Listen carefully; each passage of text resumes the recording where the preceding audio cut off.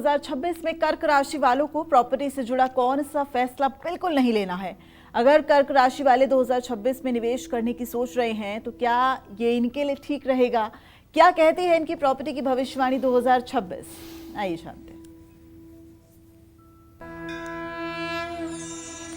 कर्क राशि और कर्क लग्न में पैदा हुए जो जातक हैं उनको अपने जन्म कुंडली में शुक्र के बलाबल का विचार करके और शुक्र के ट्रांजिट का विचार करके, ग्रह गोचर का विचार करके संपत्ति के मामले में, वाहन के मामले में विचार किया जा सकता है। साल 2026 में संपत्ति के मामले में कर्क राशि के जातकों को मिले जुले परिणाम प्राप्त होंगे। आपके चौथे भाव के स्वामी मंगल, जो संपत्ति के कारक भी हैं, साल 2026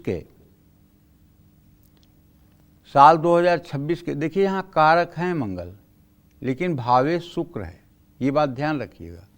तो शुरुआत से 2 मई तक मंगल अस्त अवस्था में रहेंगे। आपको बहुत सतर्क रहना चाहिए। अस्त अवस्था में मंगल संपत्ति की डील करने के लिए शुभ नहीं है। इस समय आप विवादित जमीन या मकान खरीद सकते हैं। आपका पैसा भी फंसने की प्रबल संभावना है। मैं अपने दर्शकों से कहना चाहूँगा 3-4 चीज़ों से हर समय सावधान रहिए।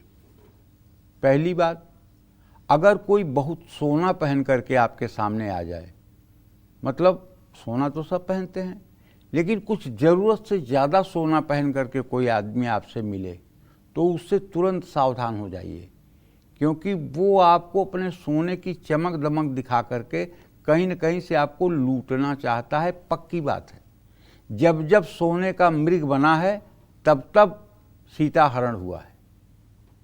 तो ये सोने के मृग जब आपके सामने आए, महिलाओं की बात नहीं कर रहा हूँ, पुरुषों की बात कर रहा हूँ। महिलाएं चाहे जितना पहन के आए कुछ न बिगाड़ने वाली हैं आपकी। पुरुषों की बात कर रहा हूँ।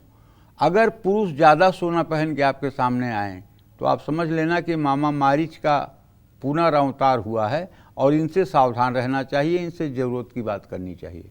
दूसरी बात, मैं अपने दर्शकों को ये भी बताना चाहूँगा कि अगर किसी आदमी से आपकी मुलाकात हो, औपचारिक मुलाकात हो, और वो आपको ले जाकर 5 स्टार होटल में चाय पिलाने लगे, 5 स्टार होटल में ले जाकर आपको नाश्ता कराने लगे, तो तुरंत सावधान होइएगा। वो अपना प्रभाव आपके ऊपर छोड़ना चाहता है ताकि आप उसके मुरीद बन जाएं और उसके हर अच्छे बुरे कार्य में आप सहायक बन जाएं। सावधान रहिएगा। हाँ, अगर रेहड़ी पर चाय पिला रहा है 10 रुपए की तो कोई सावधान रहने की ज़रूरत नहीं है, उससे आपको कोई नुकसान नहीं होगा। और जो लोग बिना कुछ कहे ये कहने लगे कि आपके लिए मैं ये कर दूंगा, आपके लिए ऐसी व्यवस्था कर दूंगा, आपके लिए होटल बुक कर दूंगा, आपके लिए हवाई जहाज़ का टिकट दे दूंगा, अरे ऐसे लोगों के तुरंत पांव पकड़िए, इनसे बहुत सावधान रहिए। ये निश्चित रूप से कोई अपना तुच्छ स्वार्थ साधने के लिए ये सब बातें कर रहे हैं। तो ऐसे लोगों के लालच और झांसे से बचना चाहिए, क्योंकि प्रॉपर्टी के भी मामले में लोग हितैषी बनकर के ऐसी बातें करते हैं कि जिस पर लोग प्रायः विश्वास कर लेते हैं। कागजातों की ठीक से जांच पड़ताल करना जरूरी होगा। हालांकि 16 जनवरी से लेकर 23 फरवरी 2026 के दौरान मंगल अपनी उच्च अवस्था में छठे भाव में गोचर करेंगे। 16 जनवरी से 23 फरवरी 2026 के दौरान संपत्ति कार्य में आपको सुख मिल सकता है। जमीन जायदाद से जुड़े महत्वपूर्ण फैसले लेना शुभ है। 2026 में घर की मरम्मत के कारण भी आपके खर्चे बढ़ सकते हैं। इसके बाद 2 अगस्त से 18 सितंबर 2026 तक का समय अच्छा है। साल की शुरुआत में थोड़ा सतर्क रहें। साल 2026 का मध्य संपत्ति खरीदने और बेचने के लिए शुभ है। मंगल के कारण आपके मकान का निर्माण भी होगा और संपत्ति सुख भी मिलेगा। लंबे समय के निवेश और रियल एस्टेट से फायदा मिल सकता है। संपत्ति विवाद सुलझेंगे और पैतृक संपत्ति का लाभ भी आपको मिल सकता है। लेकिन साल 2026 की शुरुआत में आपको कुछ रुकावटों का सामना करना पड़ सकता है।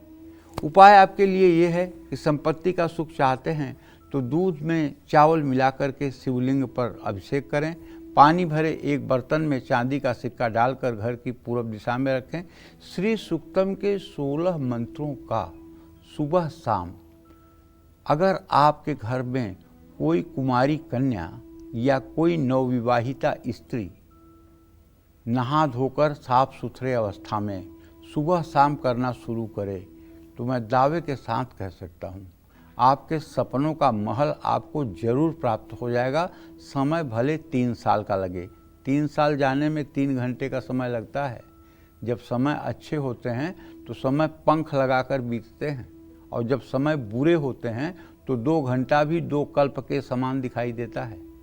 तो इसलिए अगर श्री सूक्तम के 16 मंत्रों का सुबह शाम कोई कुंवारी कन्या या कोई महिला पाठ करे और महालक्ष्मी से अपना माँ बेटी का संबंध स्थापित करे, जैसे माँ के ऊपर हक होता है उसी हक से महालक्ष्मी के साथ उनकी उपासना में लगे, मैं दावे के साथ कह सकता हूँ मायके में हो या ससुराल में, दोनों जगह आकाश पे दीपक जलेगा, इसमें कोई संदेह नहीं है।